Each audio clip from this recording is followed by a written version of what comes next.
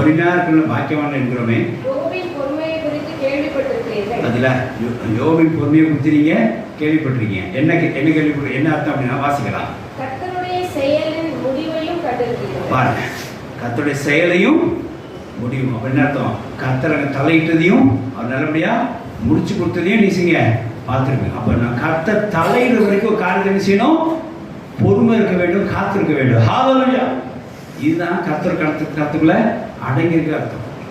கொஞ்ச நேரம் காத்திருக்கிறது. கர்த்தர் எப்படி தலையிடுவா செய்வான்னு கர்த்தர் தலையிடுற மாதிரி தெரியல. அப்போ நம்ம கிளம்புமா, வேற ஆயிட்டுமா, வேற டக்கு வேற அவசரத்தில் போயிடும்.